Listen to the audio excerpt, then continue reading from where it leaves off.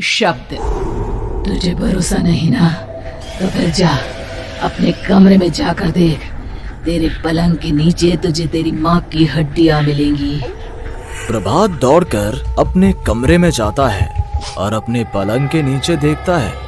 वहां पर सचमुच एक कंकाल पड़ा हुआ था और उसके शरीर पर जो कपड़े थे वो प्रभात की माँ के थे। क्या बात है, आज तो आप सुबह से ही बहुत बिजी हैं। ऐसा क्या लिख रहे हैं? बस एक फैमिली की कहानी लिख रहा था। जैसे हमारी फैमिली है ना, तुम, माँ और मैं, लेकिन थोड़े अलग तरीके से, क्योंकि ये कहानी हॉरर है और इसमें जो आदमी है ना, मैंने उसकी बीवी को मार दिया है। मतलब कहानी में ऐसा लिखा है। और जानती हो, उसके बाद जो बीवी है ना, वो एक बुरी आत्मा बन जाती है। क्या बेटा, इस तरह की डरावनी कहानियां क्यों लिखता है तू? जानता है ना, हम जो सोचते हैं, जो लिखते हैं, हमारा दिमाग पूरा दिन वैसा ही होता रहता है। माँ, परेशान होने वाली क्या बात है? राइटर हूँ मैं, मेरा तो काम है कहानियां लिखना। और वैसे भी ये सिर्फ एक कहानी है माँ, कोई सच नहीं है। उसके बाद कुछ दिन बीत जाते हैं। एक रात प्रभात को अपने ऑफिस से लौटने में देरी हो जाती है। रात के लगभग 12 बजे हुए थे। प्रभात जैसे ही अपने घर पहुंचता है, उसने देखा कि उसकी पत्नी दुर्गा डाइनिंग टेबल पर उसका इंतजार कर रही है। आ गए आप? कब से आपका इंतजार कर रही थी। देखिए ना, खाना भी ठंडा हो गया है। अरे दुर्गा, आज तुमने अपने इतने लंबे लंबे बालों को खोलकर क्यों रखा है? तुम तो हमेशा अपने बाल बांध कर रखती हो। वो क्या है ना प्रभात, जब इंसान अपनी जिंदगी से मुक्त हो जाता है ना, तो उसे दूसरे सारे बंधन खोल देने चाहिए। इसलिए मैंने अपने बालों के बंधन भी खोल दिए। ये तुम किस तरह की बातें कर रही हो? तुम ठीक तो हो? मैं बिल्कुल ठीक हूँ प्रभात। अच्छा चलो खाना खाओ। वो क्या है ना दुर्गा, मुझे भूख नहीं है। ऑफिस में कुछ खा लिया था। कोई बात नहीं, मैं तुम्हारे लिए एप्पल काट देती हूँ, एप्पल खा लो। नहीं दुर्गा, मुझे नहीं खाना है, मेरा मन नहीं है यार। तभी अचानक से दुर्गा अपने हाथ में एक बड़ा सा चाकू लेकर प्रभात पर हमला कर देती है। प्रभात अपने आप को बचाने की कोशिश करता है। आज मैं तुझे नहीं छोड़ूंगी, तुझे अपने साथ लेकर जाऊंगी अपनी दुनिया में। ये क्या बोल रही हो तुम?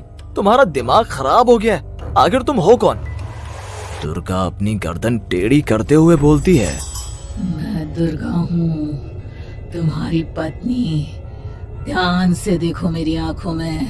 प्रभात बुरी तरह से डर जाता है और घबराहट में वो चाकू अपनी पत्नी के पेट में मार देता है। उसकी पत्नी की वहीं के वहीं मौत हो जाती है और उसकी चीख की आवाज सुनकर उर्मिला दौड़ते हुए बाहर आती है। ये तूने क्या किया प्रभात? तुमने अपनी पत्नी का खून कर दिया। लेकिन तू तो उसे बहुत प्यार करता था बेटा। तूने बहू को क्यों मार डाला? माँ, ये आपकी बहू नहीं थी, इसके अंदर कोई बुरी आत्मा घुसाई थी। मैं नहीं जानता ये सब कैसे हो गया, लेकिन वो मुझ पर हमला कर रही थी, मुझे मारने की कोशिश कर रही थी। माँ, मैंने कुछ नहीं किया। ये तूने क्या कर दिया बेटा? दुर्गा ने मुझे कहा था कि वो तेरी कहानी को उस कैरेक्टर की तरह एक्टिंग करके तुझे डराने की कोशिश करेगी। अरे वो तो तेरे साथ मजाक कर रही थी। हे भगवान, ये क्या हो गया? इसका मतलब दुर्गा। लेकिन माँ, मैंने जो कहानी लिखी थी उसमें भी ऐसा ही हुआ था। उस औरत ने अपने पति के साथ मजाक किया और गलती से उसके पति ने उसके पेट में चाकू मार दिया। मेरी कहानी सच कैसे हो सकती है? माँ, मुझे बहुत डर लग रहा है। अब ये सोच, दुर्गा की लाश का क्या करें हम? अगर गलती से भी ये बात बाहर फैल गई ना, तो तुझे पूरी जिंदगी जेल की सलाखों के पीछे रहना पड़ेगा।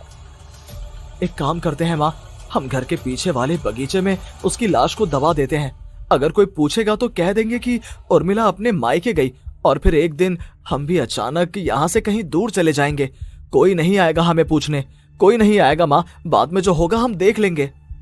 प्रभात अपनी माँ उर्मिला की मदद से दुर्गा की लाश को अपने घर के बगीचे में गाड़ देता है। कुछ दिन तो ऐसे ही बीत जाते हैं, लेकिन एक दिन अचानक रसोई से आ रही कुछ आवाजें सुनकर प्रभात की नींद खुलती है।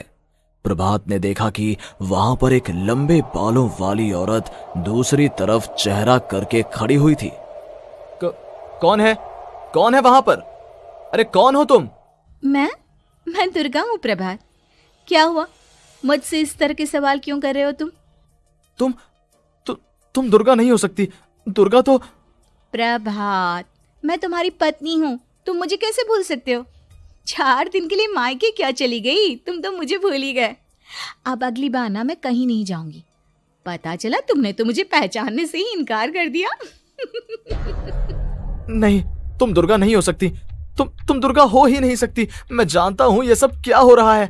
मैंने अपनी कहानी में लिखा था कि उस आदमी की पत्नी की मौत के बाद एक बुरी आत्मा उसका रूप लेकर उसके घर में आ जाती है। तुम वही हो ना? और अचानक से खूबसूरत दुर्गा का चेहरा काला पड़ जाता है। उसकी आंखें लाल हो जाती हैं और पूरे शरीर पर बाल, लंबे नुकीले नाखून, उसके दोनों पैर उल्टे हो जाते हैं और बेहद डरावनी आवाज में वो चिल्लाकर कहती है, बुरी आत्मा, मेरा खून करके मुझे अपने ही घर में गाड़ कर तू मुझे बुरी आत्मा कह रहा है? मैं तुझे छोड़ूंगी नहीं। और अचानक से प्रभात के घर में बेहद डरावनी आवाजें गूंजने लगती हैं।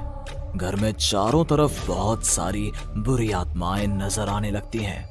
प्रभात घबरा कर अपनी माँ को आवाज देता है, माँ कहाँ है आप? जल्दी आइए माँ, देखिए ना ये सब क्या हो रहा है। प्रभात ने देखा कि अचानक से उसकी माँ कमरे से दौड़ कर आती है। क्या हुआ प्रभात? और ये लोग कौन है? इन सब की गर्दन टेढ़ी क्यों है?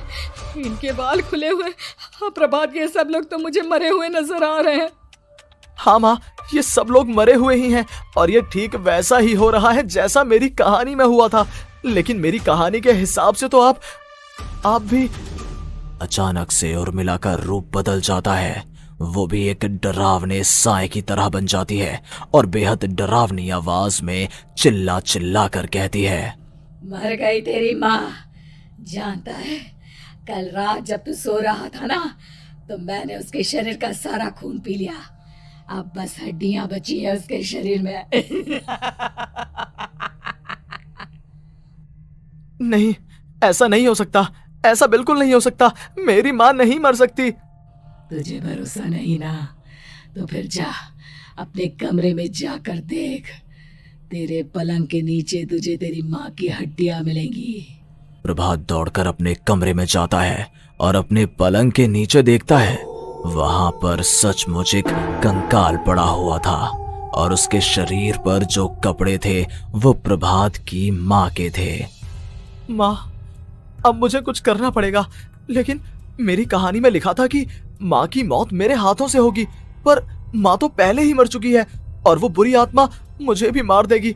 नहीं नहीं, इससे पहले कि वो मुझे कुछ करे, मुझे उसका काम खत्म करना होगा।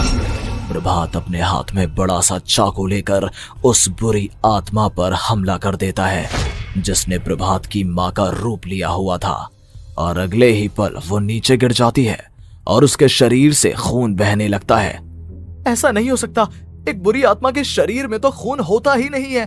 तो क्या सच में मैंने अपनी माँ को मार दिया? लेकिन अभी कुछ देर पहले तो फिर वो कंकाल किसका है? और ये कौन है? मैं पागल हो जाऊंगा।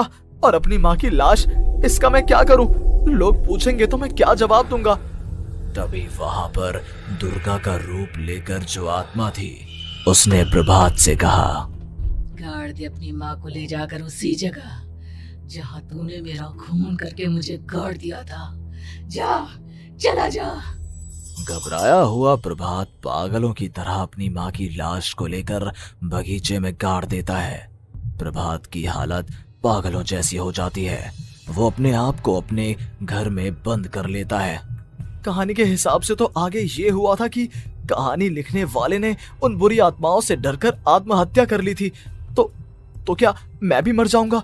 क्या मैं भी आत्महत्या कर लूंगा? एक काम करता हूँ, मैं अपनी कहानी का अंत बदल देता हूँ।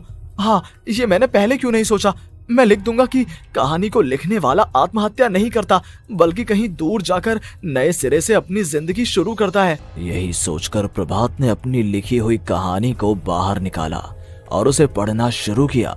ये देखकर वो हैरान रह गया कि कहानी का क्लाइमैक्स तो किसी ने पहले ही बदल दिया था। ये क्या?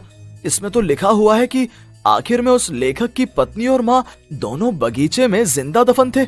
बुरी आत्माओं ने उनको कैद करके रखा था और वो लेखक अपनी माँ और पत्नी दोनों को जिंदा बाहर निकाल लेता है।